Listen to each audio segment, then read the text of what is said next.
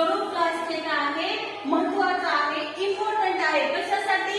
फोटोसिंथेसिसची process होण्यासाठी. Photosynthesis म्हणजे काय? प्रकाश संश्लेषण प्रक्रिया. आणि that takes place in leaves. आणि हे कुठे घडतं? तर ल्यूज मध्ये. ठीक आहे. Chlorophyll in chloroplast trap solar energy. आणि हे जे क्लोरोफिल कुठे असते? क्लोरोप्लास्ट मध्ये असते. ते काय करते? Trap solar energy. जी सूर्याची प्रकाश किरणे येतात ते काय करतात? ट्रॅप करतात. And convert it to chemical energy. आणि ते कशामध्ये कन्वर्शन करतात? केमिकल एनर्जी मध्ये. Stroma in the chloroplast contains enzyme, DNA, ribosomes and carbohydrates that are necessary for photosynthesis. हे जे स्ट्रोमा कुठे असते? क्लोरोप्लास्ट मध्ये स्ट्रोमा असते. आणि त्याच्यामध्ये काय काय असतं? Enzymes, DNA. डीएनए चा फुल फॉर्म काय?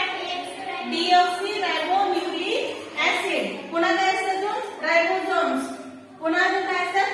कार्बोहायड्रेट. That are important. आणि हे जे आहे ते इम्पॉर्टंट, नेसेसरी, महत्त्वाचे, गरजेचे आहेत. कोणासाठी? तर फोटोसिंथेसिस साठी. ठीक आहे. फंक्शन. आता हे क्लोरोप्लास्ट आहे, त्याची कार्य काय काय आहेत बघा. Chloroplast convert solar energy to chemical energy. आणि हे काय करते? क्लोरोफिल क्लोरोप्लास्ट काय करते? सोलर एनर्जी जी आहे ती कशामध्ये कन्वर्ट करते? Chemical energy. केमिकल एनर्जी म्हणजे काय? फूड मध्ये. ठीक आहे. Chloroplast give different colours to flowers and fruits. आणि हे काय करते? क्लोरोप्लास्टने फ्लॉवर असतात. तुम्ही आता वेगवेगळे फ्लॉवर फ्रुट्स पाहिले असतील. सफरचंद कसं असते? ठीक आहे. पुन्हा मग टोमॅटो कसे असतात?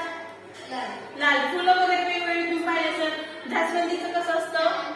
लाल असतं. आणि ह्याचं गुलाबाचं, झेंडूचे